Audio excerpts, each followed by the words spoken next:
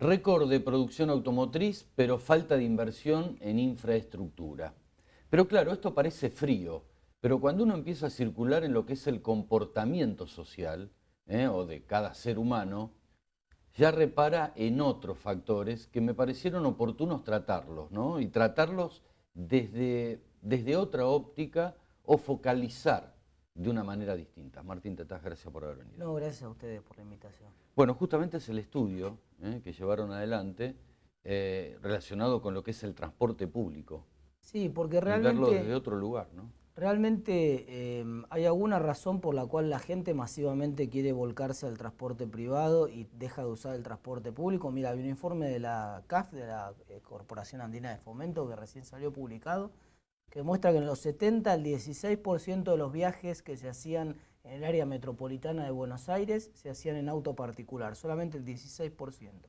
Y ahora para este año, para el 2013, llegamos al 50% de los viajes que se hacen en el área metropolitana, que son 17 millones de viajes, se hacen en transporte privado, se hacen en el auto. Entonces hay una cantidad enorme de autos y realmente la infraestructura no da para esa cantidad de autos por un lado, y por otro lado, evidentemente no hay una política para que la gente use el transporte público. Ha habido una preeminencia de lo privado que se ve en muchas esferas, se ve en el tema de la educación, se ve en el tema de la salud. Ha caído la calidad de los servicios provistos por el Estado, de los servicios públicos, y entonces la gente que puede escapa de esa situación yéndose a lo privado. Entonces dejo el pibe en el colegio privado, voy a la prepaga, y en el tema de transporte hago exactamente lo mismo. Hago mi propio transporte, me compro un auto y hago mi propio transporte. Me sale carísimo encima comprarme el auto porque es uno de los países del mundo donde más alta la relación entre el precio del auto y lo que son los salarios, entonces me sale carísimo comprarme el auto. 50% de los impuestos están puestos para que yo no me pueda comprar el auto, pero después cuando me lo puedo comprar, el sistema favorece que yo lo use masivamente. Y el sistema parece que hiciera todo lo posible para que yo no use el transporte público, y entonces, bueno, tenemos que cambiar esa ecuación. Tenemos que hacer que de alguna manera la gente no les haga tan caro si querés comprar el auto. Los impuestos están mal puestos, están puestos en el precio del auto en vez de estar puestos en el uso. Vos con la misma carga tributaria podés cambiar el balance crucialmente, podés hacer que salga barato comprar el auto, pero después que salga muy caro usarlo y que la gente se lo piense dos veces. Y además mejorando la calidad del transporte público y logrando que la experiencia del usuario en el transporte público sea placentera. Realmente eso es la clave para que vos logres que las personas se vayan acostumbrando y vayan prefiriendo la utilización del transporte público. Contrariamente a lo que se cree, porque siempre se ha pensado que lo que decide, lo que define es la duración del viaje. Y yo, por ejemplo, vengo de la ciudad de La Plata hasta acá, tardé 1 hora y media en llegar, y es 1 hora y media incierta, porque los 2 días anteriores también vine a Buenos Aires, tardé un día 1 hora 40, otro día 2 horas y media, porque había sendos accidentes en la autopista. Entonces yo sé que si voy en el tren La Plata-Constitución y después me tomo el subte, quizás incluso llegue más rápido. Pero la calidad del viaje Te hace desistir, me hace desistir. lógico. Entonces necesitamos invertir en mejorar la calidad de los viajes, no tanto no digo que sean mala idea algunos proyectos que han priorizado el transporte público en algunas zonas de ciudades que permiten llegar más rápido de un lugar a otro, es una buena idea, pero en la ecuación realmente, si vos me prometés que el viaje va a ser de buena calidad, que yo voy a tener conectividad, que la voy a pasar bien en el colectivo o en el tren, realmente no me importaría tardar 10 o 15 minutos más.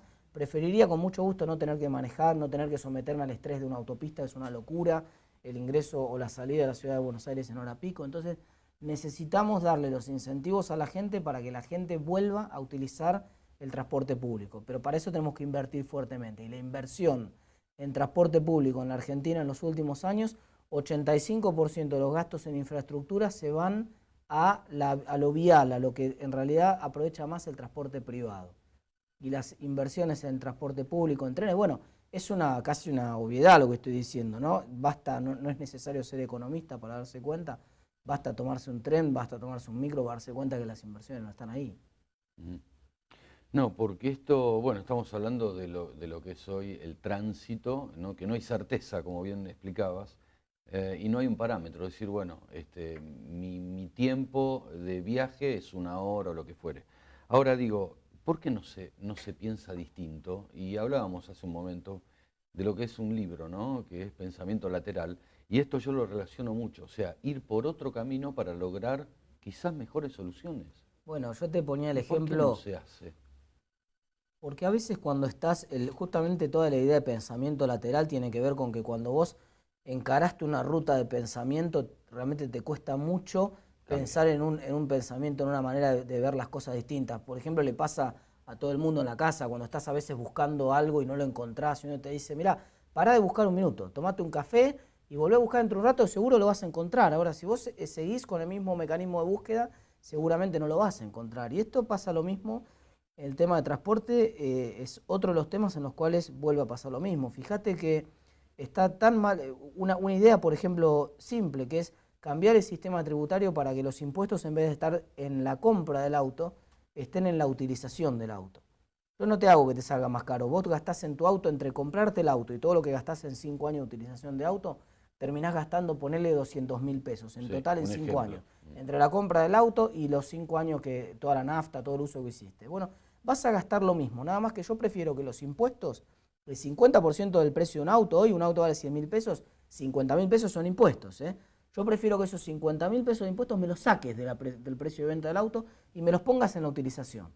Me pongas un peaje de 40 pesos para ingresar a la ciudad o para entrar al casco urbano, un cargo de congestión como hay en ciudades grandes como por ejemplo Londres, pero también hay en Estocolmo y en otras ciudades que son, uno podría pensar Londres y por ahí alguno dice, pero esto es una idea de Ken Livingstone, por ahí es una idea medio de centro derecha. No, no, en Estocolmo, socialdemocracia, mismo sistema, cargo de congestión, querés entrar al centro tenés que pagar, querés cargar un litro de nafta, vengo de Uruguay, sale el doble la nafta en Uruguay, acá estamos asustados, pero sale el doble, está penalizado fuertemente la utilización del auto, entonces vos tenés que penalizar fuerte la utilización del auto y al mismo tiempo ese dinero destinarlo a mejorar la calidad de vida del transporte público, es vital Lógico, esto. lógico, fundamental. O sea, ir con un impuesto por un lado, pero por otro lado, dignidad, Claro, mínimamente, para viajar, porque ¿no? fíjate que yo recién te decía calidad de vida del transporte público. Y uno dice, ¿y por qué no dijo calidad del transporte público? ¿Por qué dijo calidad de vida del transporte público? Porque hoy un tipo que trabaja en Buenos Aires todos los días y vive en el Gran Buenos Aires, pierde 2 horas de su día, en el mejor de los casos, cuando no pierde 4, entre la entrada y la salida de la ciudad. O sea, parte de su vida la pasa arriba de un medio de transporte. Entonces, si vos mejoras la calidad de ese medio de transporte, estás mejorando la calidad de vida de esa persona que todos los días entra y sale a Buenos Aires. Si vas a hacer que esa persona realmente elija viajar en ese sistema de transporte, es parte de su tiempo, que pueda leer cómodamente, que pueda escuchar música si tiene ganas de escuchar música, que pueda tener conectividad para trabajar en esas 2 horas que está arriba del tren, por ejemplo. Es decir, son cosas que hay que empezar a pensar. Y así es como viene la proliferación de combis, ¿no? Sí, bueno, la combi un poco Es el apunta resultado de esto, a ¿no? resolver alguna cuestión de comodidad, un poco mejor de calidad de transporte, pero tampoco es una gran cosa. Fíjate que vos podés hacer, por ejemplo, bueno, hay una broma que hizo en una conferencia Ted Rory Sutherland hace un par de años atrás, que él decía, mirá, invierten mucho dinero en tratar de que el tren que va de una ciudad que él mencionaba hasta el centro de Londres, viste que Londres tiene todas ciudades satélites que están alrededor, y la gente va en transporte público, va masivamente en trenes. Y él decía, invierten mucho en que el tren en vez de tardar 55 minutos tarde 50. Y en realidad, con la mitad de la plata podrían poner un ejército de top model circulando arriba del tren, de suerte tal de que yo no voy a querer que tarde 5 minutos menos, voy a querer que tarde 1 hora más el micro, porque la voy a estar pasando bárbaro arriba del tren. Entonces, un poco esta es la idea, medio en broma, pero medio en serio. Esta es la idea, mejoremos la calidad del viaje, de esa manera estamos mejorando la calidad de vida de la gente, estamos haciendo que la gente elija el transporte público por encima del transporte privado. Pero eso tenemos que primero anunciarlo, después tener un plan y después tener acciones consistentes con ese plan que le permitan a la gente ver que nosotros vamos para ese camino. Si el camino nuestro es el contrario, la gente está viendo que las inversiones las hacemos para el transporte privado, para el transporte automotor y que estamos contentos porque tenemos récord de fabricación de autos, que está muy bueno, pero que es inconsistente con la infraestructura que estamos poniendo. Seguro, seguro. Martín, ustedes llevaron, cambiando un poquito de tema, adelante un estudio relacionado con las trágicas inundaciones en la ciudad de La Plata. Sí, ¿Cuáles efectivamente. fueron los errores? ¿Cuál es la falencia? Mirá, un problema muy importante en algún momento cuando todavía no se sabía muy bien la magnitud de la tragedia que había golpeado la ciudad de La Plata, algún funcionario tuvo una expresión de muy mal gusto y dijo algo así como, bueno, nos conviene en realidad pagar indemnizaciones cada tantos años, 4 o 5 años, en vez de hacer las obras, porque las obras son muy caras. Y es verdad, las obras para evitar ese tipo de catástrofes son obras muy caras, alrededor de 1.400 millones de pesos se necesitan en La Plata para evitar que vuelva a pasar lo mismo. Ahora, lo cierto es que vos tenés que saber contra qué se compara eso. Entonces nosotros queríamos medir el impacto económico que había tenido la inundación, nos parecía muy importante ponerle un número, se tiraba muchos números, ponerle un número, hacer un relevamiento exhaustivo y ponerle un número a todo el daño para poder comparar ese número con el costo de hacer las obras, para saber si convenía o no convenía hacer las obras. El piso nos dio 3.400 millones de pesos, el costo de la inundación, y todavía no está incluido ahí porque teníamos una batería para medir estrés postraumático, que por supuesto dio, como todo el mundo pensaba, que la gente tiene estrés postraumático en La Plata, cosa que basta ver un día nublado con un poco de tormenta para ver cómo la gente entra en pánico, se mete en las casas, no quiere salir, no quiere ir a trabajar, no quiere ir a la facultad.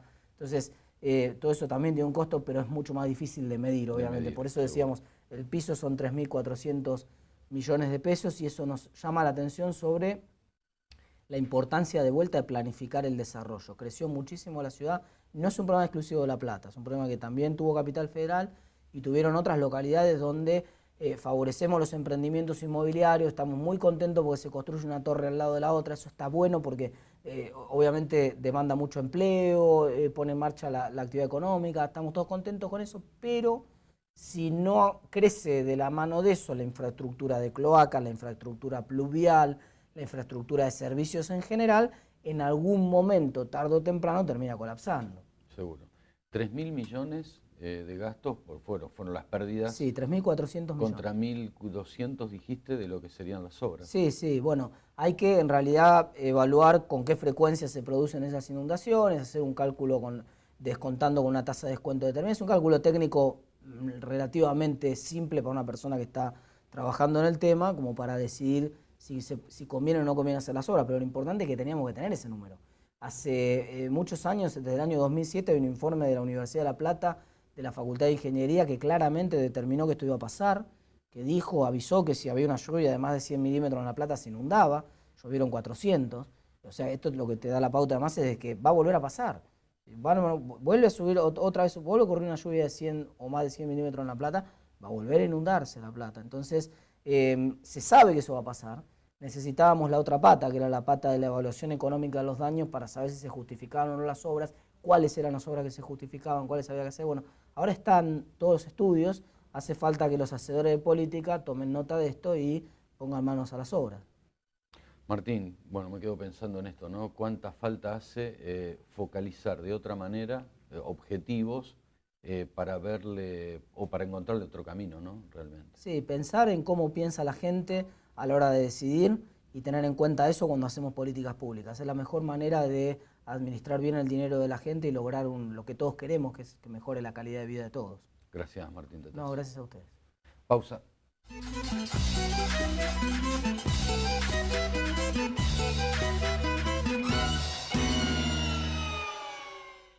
Una vez un